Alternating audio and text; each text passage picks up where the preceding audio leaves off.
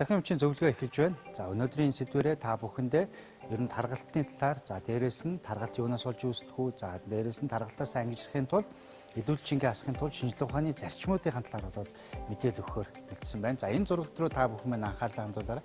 За тэгэхээр энд бол өсвөр насны, бага насны хүүхдүүдийн 3 хүүхдийн зураг байна. За ингээ анзаарах юм бол энэ бол одоо орчин цагийн хүүхдүүдийн нийтлэг төрх буюу ийм бандгар хүүхдүүд буюу жин ихтэй хүүхдүүд ихсэж байгаа.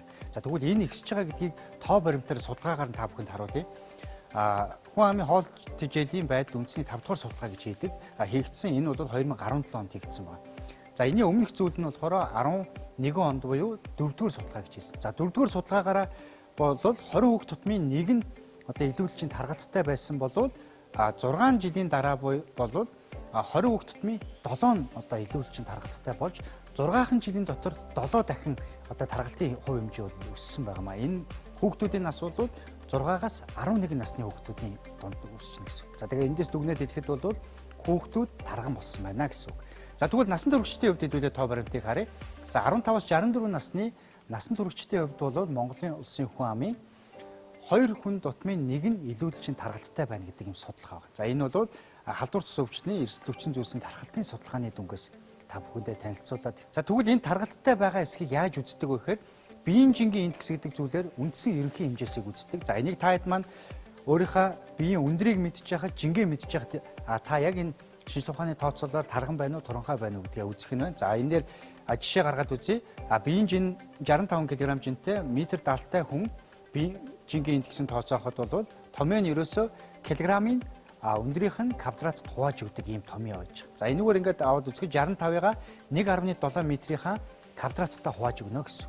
Ингээд хуваагаад өгөхөд энэ хүний биеийн жингийн индекс нь 22.5 гэдэг ийм индекс тоо гарч байна. За энэ 22.5 нь тэгвэл 18.5-аас 24 гэдэг ангилал буюу хэвийн жин гэдэг ангилалд орж явах нь байна. За 24-өөс 30-ийн хооронд бол илүүлэлчин гэж ярьдаг одоо нэр томьёоны ангилалтаа орж явж явах нь байна.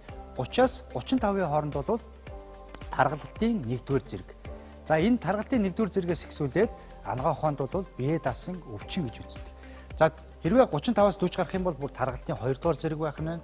40-оос дээшээ байх юм бол таргалтын 3-р зэрэг гэсэн. За энэ зэрэг ингээд ихсэх тусмаа зүрх судасны өвчлөлийн эрсдэл нэмэгдэж явах нь байна. За чихрийн шижингийн эрсдлүүд нэмэгдэж явах нь байна. Тодорхой хэмжээний маш олон төрлийн дотроо эрхтнүүдийн өвчлөл бол нэмэгдэж явах нь. Яагаад гэвэл монголчууд тархан хүн тал бүрийн өвчтэй гэж ярьдаг нь энэний цаатах агуулмжуудыг хэлж байгаа гэсэн. За тэгвэл мэдээж энэ хүний биеийн жинг татхад бол ясны нягт байж идэг, булчингийн мас байж идэг, өөхний агуулмж байж идэг. Өөхний агуулмж бол тодорхой хэмжээний хүний биед бол байх ёстой. Энэ юунаас хамаардаг вэ гэхээр нэгт бол хүүс хамааралтай байж идэг. Эмэгтэй хүнд бол өөхний агуулмж арай ахиу байж идэг бол за дээрэс нь залуу хүмүүст бол өөхний агуулмж бага байж идэг. Нас ахаад ирэхээр өөхний агуулмж ихсхийг бол тодорхой хэмжээний хэлбэлцлүүд байж идэг гэсэн. За энэ насны бүтцэн хүүсний хамааралтайгаар нь хэлбэлцлүүд нь харуулад жишээлбэл эмэгтэй хүнд 18-аас 20% өөхний агуулмжтай байхад харагдах хэлбэр нь тэр байх нь байна. За 50%-аас дээш өөхний агуулмжтай буюу нийт биеийн жингийнх нь 50-аас их хувь нь өөх байх юм бол энэ хамгийн доотлын буланд харагдаж байгаа шиг ийм галбир төрхтэй байна гэдгийг ерөнхийдөө энэ өөхний агуулмжаар нь бол харагдцаар ингээ харчиж болно гэсэн. Энэ өөхний агуулмжийг нарийн тогтоохын тулд бол body analysis буюу body composition үздэг тусгай багцын тусламжтайгаар үзэж энэ хувь хэмжээг бол тогтоож идэг байна гэсэн. Тэгэхээр жингээ асах гэдэг гол мөн чанар бол энэ өөхний агуулмжийг илүү энэ хэмжээг бууруулах одоо хамгийн үндсэн зарчим гэж ойлгож болно гэсэн. За дараагийн нэг энгийн одоо үзчих боломжтой нэг зүйл бол танд одоо тууцсан метр байж хахад та эрүүл мэндийн эрсдэл хэвлийн таргалт байгаа эсхийг бол үзчих бүрэн боломжтой гэсэн. За тэгэхээр хэвлийн таргалт бол эрэгтэй хүнд 90 см-аас бага байх ёстой, эмэгтэй хүнд 80 см-аас бага байхыг бол хэвийн гэж үзэх нь байна. Энэс ихсээд явах юм бол эрүүл мэндийн эрсдэл бол нэмэгдэх нь байна. За тэгэхээр энэ дээр хэдүүлээ товчхон одоо энэ тууцсан метр байхад л энийг бол үзчих болно гэсэн тийм ээ. Тэгээд үзэхдээ ерөөсөө бүслэхийгээ дайруулад за би өөрөөх дээр бол үзэхэд бол ингээд яг энэ хүүсээ дайруулад харж болдог байх нь байна. За эндээс бол одоо жишээлбэл яг энэ малашин дээр бол хүүсээ дайруулад хүүсний дээхэнтээр ингээд үзээд явна гэсэн.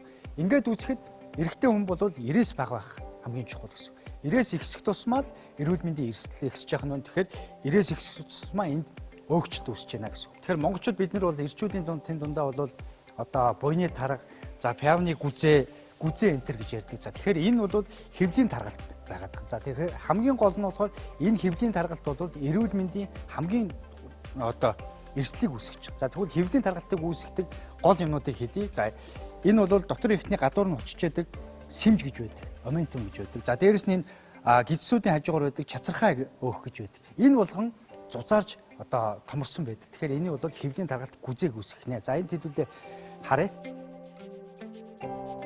За энд бол малын дотор эрхтний эсгүүд дээрээс бол зүүрлүүлж та бүхэндээ харуулахаар бэлдсэн байгаа. За мэдээж бол энэ сэмж гэдгийг бол бид нар сайн мэднэ. Энэ бол байх ёстой.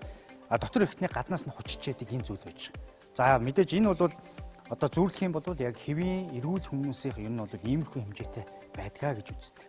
За тэгэхээр бол харах юм бол өөгчлөлт нь харьцангуй багатай. За дээрэс нь өөхний идүүд донд хооронд байгаа энэ холбогч идүүд нь бас ингээд сэрэг ийм харагдаж байна гэсэн үг. Энэ бол бидний хэвийн хүнд байх ёстой.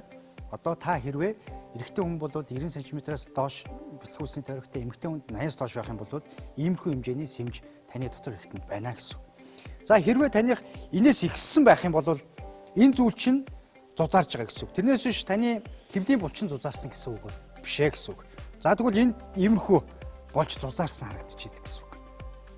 Маш их зузаан. Нөгөө түрүүнийхийгээ бодох юм бол өөхөлтийн зузаанууд бол ингэж зузаарч эхэлсэн байж идэг. Энэ хардаа тийм ингээд зузаарсан байна.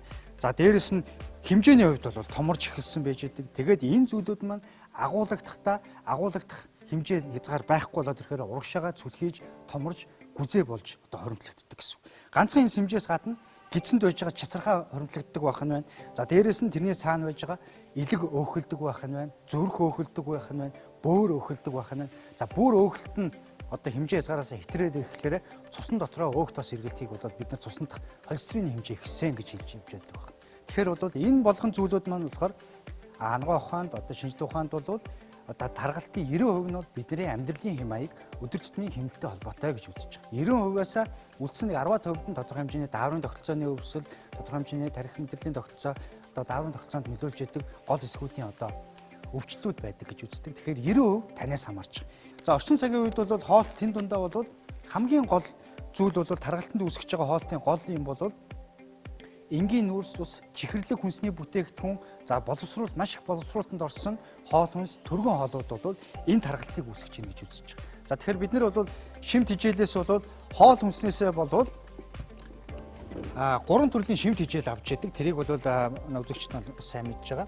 Мэдээж бид нар бол өөх тос гэдэг зүйлийг хоол хүнснээсээ авч яадаг. Тодорхой хэмжээний аваад бидний орж яадаг байх нь. За мэдээж мах, үндэг, юу гэдгийг тийм ээ, зарим төрлийн ногооноос бид нар уур гэдэг зүйлүүдээ авч яадаг.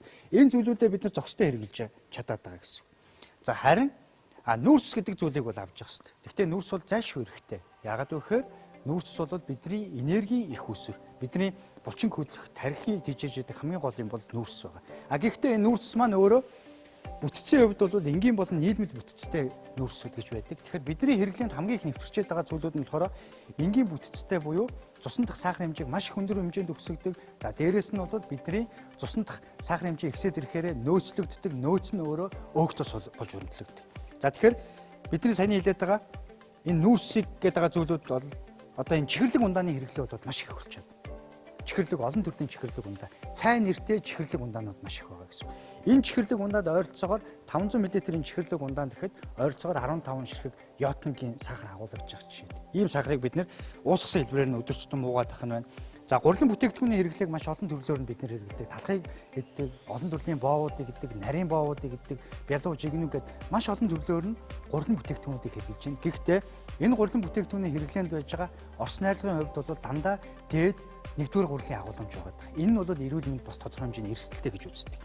За сүүлийн жилүүдэд бол бидний хувьд бол түргэн хоолны зах зээл бол Монголд маш их болж байгаа. За тэнд бол бургер, пицца, хот-дог энэ олон төрлийн зүйлүүдийг бид нэр өдөр тутамдаа хэрэглэх бас хандлага бол ажиглагдчих. Тэгэхээр бол энэ бол бас маш их хэмжээний нүүрс ус, за дээрэс нь боловсруулсан түргэн хоол гэдэг ангилалд орох нь байна. За дээрэс нь бол бүх төрлийн амттангууд, чихэрлэг, жимс, за ингээд олон төрлийн бичийн жигнэг, за эмэгтэйчүүдийн хувьд бол ажлын ширээний чургуулганд бол энэ зүйлүүд бол маш их ажиглагдчих. За тэгэхээр энэ зүйлүүдийг өдөр тутамдаа хэрэглээд байх нь эхэндээ бол энерги болдог ч гэсэн цаашлаад тодорхой хэмжээний глюкоген болж нөөцлөгдөх нь байна. За нөөцөөсөө хэтэрхээр өөхөн хуримтлал гэдэг юмнуудыг арьсанд орох өөхөн давхрах дээр хуримтлуулах нь байна. За түрүүний хэлсэн бидний сэмж гэдэг зүйлүүдийг хуримтлуулах нь байна. За цэцэрхаа гэдэг хэсгээр хуримтлуулсаар байгаад бидний одоо хэлээд байгаа энэ илүүдэлжин таргалалт гэдэг энэ зүйлүүдийг бол үүсгэж яах нэ. Эний нэг гаргалгаа бол их идэж байгаатай холбоотой, буруу идэж байгаатай холбоотой энерги одоо илүүдэл үүсчихэж байгаа. Энерги илүүдэл нь өөхтө сууж хуримтлагдаж байна гэсэн. Хүний бие махбод бол энэ гурван бүтээгдэхүүнүүдийг өөх болгож чадах хэмжээний ийм лабораторийн механизм хүний илгээр дамжиж явж байдаг. Тэгэхээр тарган хүмүүсийн дунд буруу идэж байгаа хүмүүсийн хувьд бол бас илэг маш их муудсан байдаг. За тэгэхээр бол энэс сэргийлэх хамгийн гол зүйл бол нэгт бол хоолныхаа илчлэгийн хэмжээг бууруулна гэсэн. За тэгэхээр жин асах ерөнхийдөө зарчим байгаа. Илчлэгийнхээ хэмжээ буураад энерги зарцуулалт нь ихсээд ирэх юм бол жин буурна. А илчлэг энерги зарцуулалт хоёр тэнцээд ирэх юм бол жингээ байрна. За харин илчлэг нь шатаалт нь ихсээд энерги нь одоо авах хоол хүнсээр авах энерги нь ихсээд илчлэг шатаалт нь буураад ирэх юм бол илүүдэл жин үүсчихэж байгаа. Ерөнхий зарчим.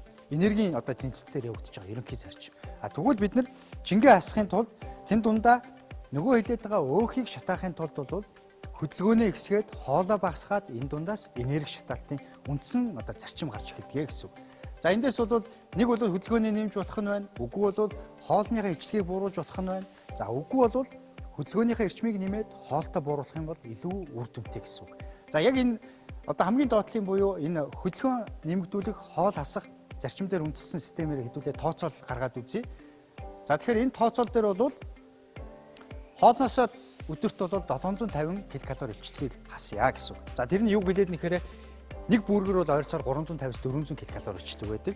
За тэгээд нэг ийм эрхүү хэмжээний чихэр иддэг бол энийгээ болчих гэсэн. Өөрөөр хэлэх юм бол энэ хоёрыг хасаад за өдөртөө нэг цаг хэмжээтэй хөнгөн дасгал хөдөлгөөний хийчих.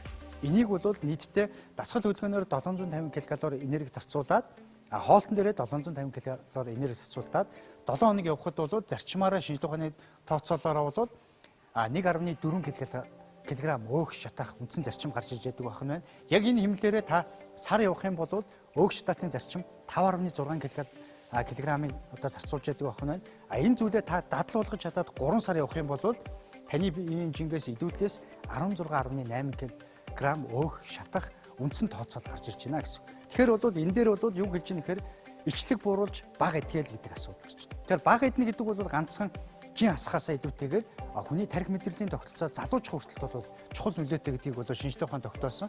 За энэ бол их алдартай судалгаа байдаг. Энэ дээр юу гэхээр 2 сармагчийн бага наснаас нь ихсүүлээд 20 гаруй жил бол тижээсэн байгаа. Гэхдээ тижээхдээ хоёуланд нь ижлэгэн одоо урс найрлагатай хоол үнс өгсөн. Урдлынхан сармагчинд харин юу өгсөн бэ гэхээр өдөр тутам иддэг хүнснээс нь 30% бууруулсан ижлэгтэй хоолыг өгчээсэн. Нөгөөдөгт нь бол цадтал нь өгчээсэн гэсэн.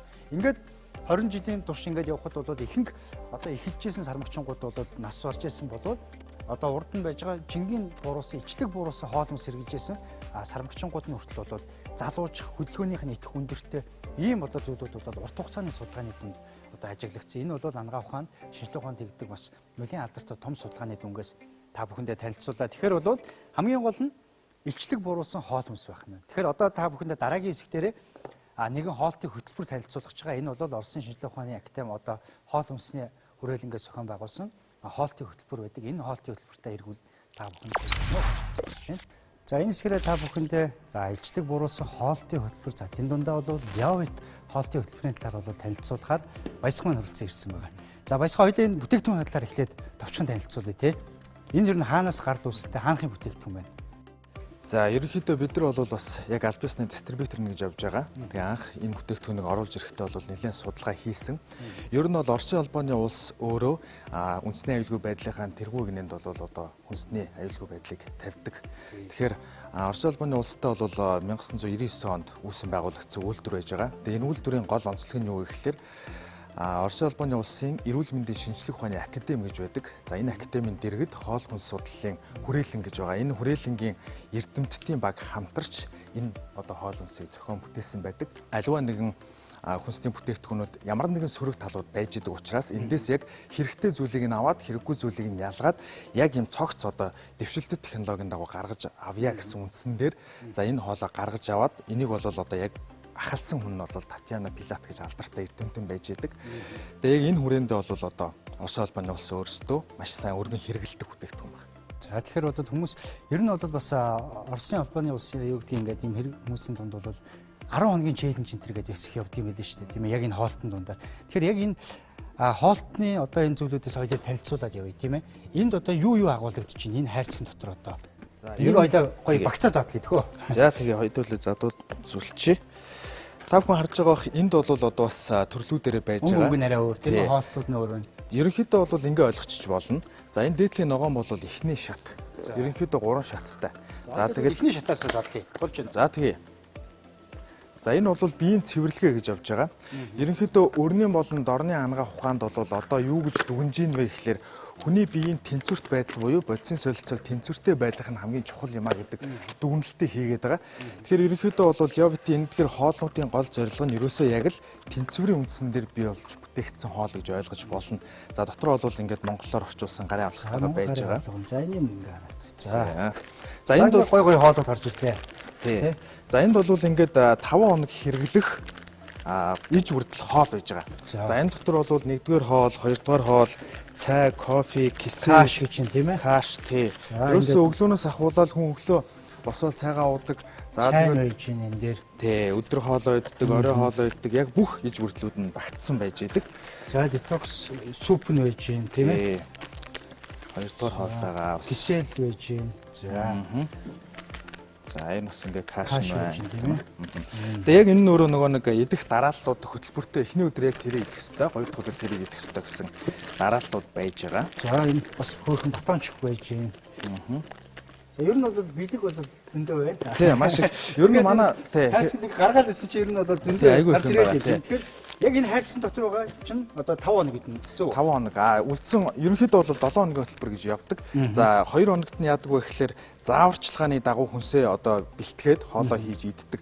Ерөнхийдөө бол 1, 2, 3 дугаар шат гэдэг 3 шатыг хэрэглэсний дараагаар бол хэрэглэгчид өөрсдөө зөв дадал хөвшилд суралцаад цаашдаа бол яг нөгөө биеийнхээ тэнцвэрийг хадгалаад ингээ явах юм юутай болчдөг. За энэ дэр бол маш гоё сонирхолтой байдлаар түрүүний хэлсэн илчлэгээ бууруулах хэрэгтэй гэсэн. Илчлэгийг бууруулад хамгийн гол нь өөгтөөс уураг нүүрсийн тэнцвэртэйгээр нь тавьж өгөөд за дээрэс нь агуулмжиндх юмнууд нь нөгөө амин дэм эрдэсийг бол алдахгүйгээр бүх зүйлүүдийг нөхөж өгсөн байдлын мэдээлүүд нь бол энэ дээр байж байна. Дээрэс нь бол аль үд нь алийн нийтэд яаж явах вэ нөгөө таны хэлсэн системүүд нь бол бас энэ дээр бүх жор мэдээлүүд нь өгцөх ойлгомжтой гарын авлага байна тийм ээ. Би нэг ийм үгэн дуртай. Эрүүл байх нь турхаас илүү чухал гэж. Ер нь бол манад хандж байгаа ихэнх хүмүүс бол дандаа л одоо илүүдэлж дээ тэр нь юу гэсэн үг вэ гэхээр бодисын солилцооны тэнцвэр нь алдагдсан хүмүүс гэсэн үг. За тэгэхээр эдгээр хүмүүст мэдээж эрүүл болчих юм бол бие нь бас хэвэндээ ороод нөгөө жин ч гэсэн байх ёстой хэмжээнд очно л гэсэн утга байхгүй юу? Ер нь бол тийм ээ.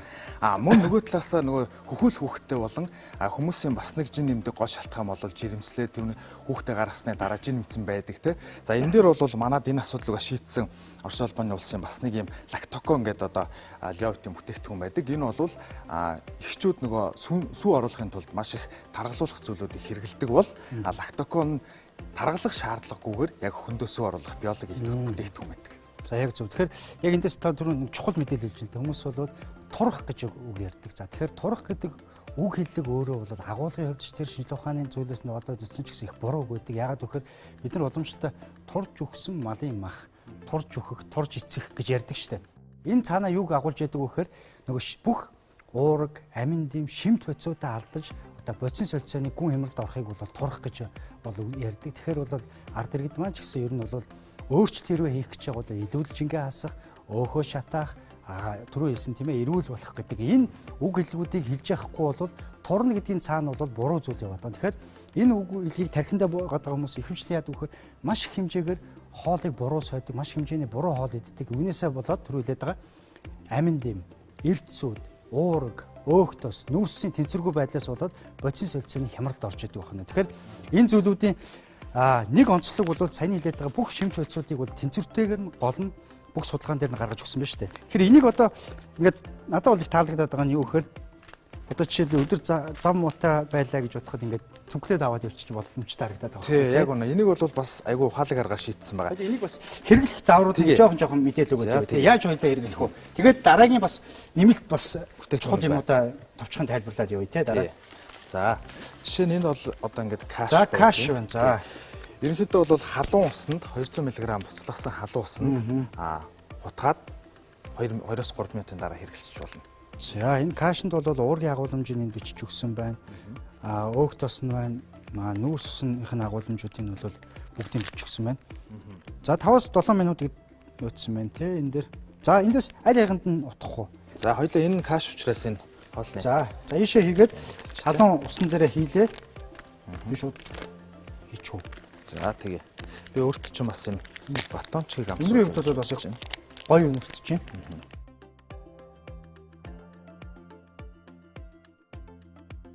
За энэ бол одоо манай 1-р шатны хоолн дотор байдаг бүтээгдэхүүн байна. 2 болон 3 дахь шатанд бол бүр илүү сонирхолтой болдог. За энэ сонирхолтой ус найрлагууд өөрчлөгдөж, дор өөрчлөгдөж, тий амт нь илүү өөрчлөгдөн. Сонирхолтой байхын тулд хүн бас өдөр болго ингээд нэг юм айдахаар айгүй хэцүү байдаг юм байна л та. Яг энэ тэрэндээ өөдөн манай хэрэглэгчид бол одоо дараагийн шатаа задлахаар юу гарч ирэх бол гэдгээс одоо бараг ярьж хооронд нь хоолоо хийж. Тий. Ерөөсөө ингээд хэрэглэчин. Тий. Каш.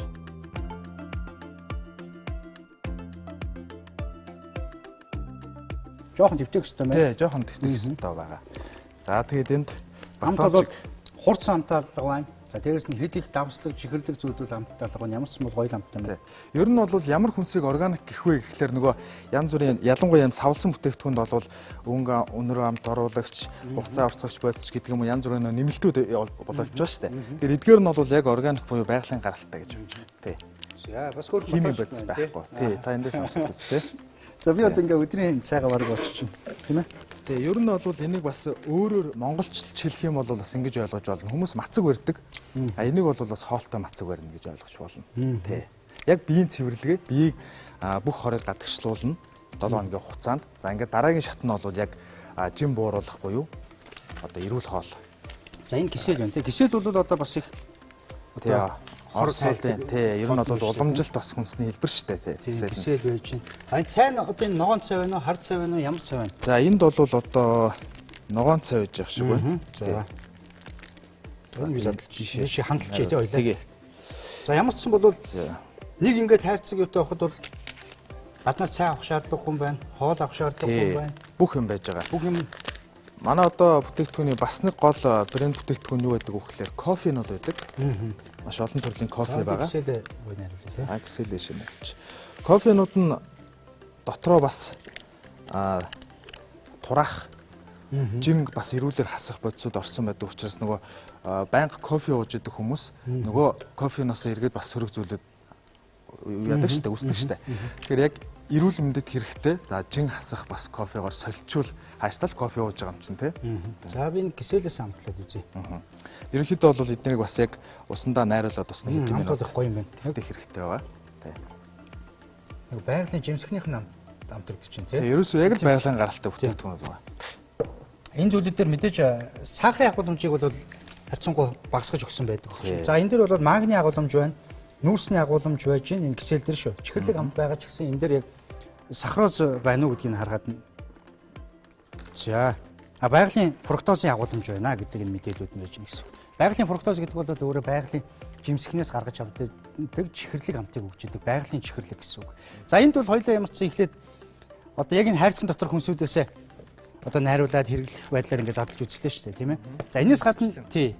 Энэс гадна энэ нэмэлтүүдийн талаар нь бас тайлбарж өгөөч. Энэ ямар агуулмжтай зүйлүүд байна.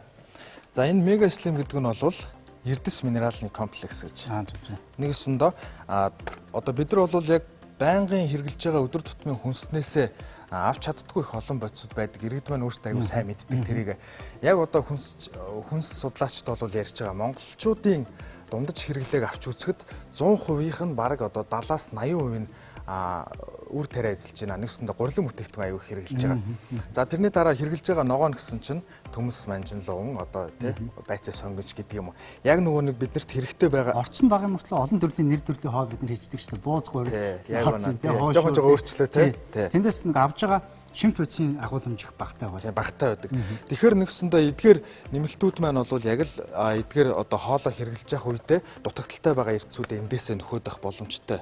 Тий, яг харахгүй бас үзэгчтэй нэг мэдээлэл өгөхөд бол эрүүл мэндийн яам нийгмийн эрүүл мэндийн үндэсний төвөөс хийгдсэн судалгаа байдаг. Хүнс тэжээлийн 5 дугаар судалгаа гэдгийг 17 онд хийсэн. Тэгээд тэн дээрээс ямар дүгнэлт гарсан бэ гэхээр монголчууд бид нар бүх насныхандаа бол одоо бичин шим тэжээлийн дутамжлалд орсон байна. Яагаад гэвэл хоол хүнсээсээ нөгөө бичин шим тэжээл гэдэг эрдэс амин тэмүүдийг авч чадахгүй байна. За дээрэс нь илчлэгийн илүүдэл ороод энэ цаашлаад одоо жин их нэмээд ийнэ гэдэг ийм зүйлүүдийг дүгнэлтэнд хүрсэн. За тэгээ цаашлаад бол хүнсийг баяжуулах хэрэгтэй байна гэдэг хуулийн хүртэл баталсан. Одоо аль болох хүнсээ баяжуулж ээж энэ эрдэс амин тэмүүдийг авах хэрэгтэй гэдэг ийм зарчим болж. За энэ бол нэмэлтээр бид нар бас хэрэглэх одоо амин тэмүүдийг оруулж гисэн байна тий. За энэ дээр бол би зүгээр орсны айлгын товчхон дурдаад үгүй. Витамин B-ийн төрлийнх байна. Витамин B комплексууд бол бүгд байна. B1, B2, B6, B9, B12, B5 дээрэс нь эрдсүүд орж иж энэ селен, цинк, за хром, магний. За дээрэс нөгөө L-карнитин агуулмж байна. За хүмүүс бол L-карнитиныг бас тодорхой хэмжээний жин хасах өөгч тахт нь бол чухал гэдгээр мэднэ. Яагаад гэвэл L-карнитины үндсэн үүрэг юу гэдэг вэхээр нөгөө өөгч таах гэдэг тэрийг илчрээд байгаа зүйл маань эс дотор очиж биохимийн уралд ороход зайлшгүй шаардлагатай байдаг нэг зүйлийг L-карнитин гэдэг. Тэгэхээр бол энэс нэмэлтээр авчих болохоор эрдсээ авчих нь өөх шатаалтын дэмжээд өгөх нь зөв үү? Тий, яг үнэ. За тэгээд бас нэг нэмэлт мэдээллийг товчхон хүргэчээ. Ерөнхийдөө Liovit Nutrio гэдэг компани нь өөрөө 4 чиглэлээр үндэсний бүтээгдэхүүн үйлдвэрлэдэг. За нэг нь бол одоо энэ эрүүл мэндийн бодис солилтод тэнцвэржүүлдэг бүтээгдэхүүнүүд байгаа бол мөн хөдөлмөрийн хэвийн бус буюу хортой нөхцөлд ажилладаг хүмүүстэй зориулаад одоо тэдгээр нь өөрсдөө бүгд хэрэгэлдэг ийм хор сармууж болох бүтээгдэхүүн байдаг. За мөн цэрэг армийн одоо хээрийн сургуультанд хэрэгэлдэг юм авч явдаг зөөврийн хоол хүнс болон онцгой байдлын үед нөөцөлдөг хоол хүнсийг үйлдвэрлэдэг. За тэгээ биологийн идэвхт бүтээгдэхүүн буюу би түрүүн хэлсэн бас нөгөө эхийн хөхөнд цүү оруулдаг бүтээгдэхүүнүүд гэх мэтчлэн ийм чиглэлүүдээр бүтээгдэхүүнүүд үйлдвэрлэдэг. Бүгд одоо яг аль биесээр Монголд яг шууд одоо дамжлагаараа бол орж ирж байгаа. Зөв. За тэгэхээр бол өнөөдөр бол одоо яг таны ярьснаас бол хоёулаа бол яг жин хасах хоолтын хөтөлбөр, ичлэг буруулсан хоолтын хөтөлбөрүүдээс нь илүү мэдээллийг бол хүргэлээ. За тэгэхээр бол энэ бүтээгдэхүүн бол гайсан бүх супермаркетуудаараа байршаад явж байгаа бох тийм ээ. Тий, номингийн им артын за эсвэл бас хүргэлтээр бас хүргэл анх боломжтой байгаа. За тэгэхээр бол бас үзэгчтэй бол туудахгүй яг энэ Liovit-ийн одоо багц бүтээгдэхүүнтэй 10 хоногийн бас хоолтын хөтөлбөрийн бас одоо юм челленж бас эхлэх гэж байгаа тийм ээ. За тий яг үнэ. Тэгэхээр энэ зүйлүүд бас үзэгчд маань оролцоод явах юм бол дасгал хөдөлгөөний заавар аваад дээрээс нь хоолтын хөтөлбөрөө аваад тодорхой хэмжээний сургалтуудаа аваад ингээд явах бас бүрэн боломжтой байгаа. За тэгээд Liovit-ийн талаар бол бас чухал мэдээлэл хүргэж ирсэн. Одоо брэнд менежер баясгалтай баярлалаа. За баярлалаа. Тэгээ үзэгчдээ бас эрүүл мэндэд илүү анхаарад одоо ирээдүйн ажил үйлстэй бас эрч хүчтэй байгаасаа гэж хүсье. За ингээд захимчийн зөвлөгөө өгөр өндөрлж байна. Баярлалаа. Баяртай.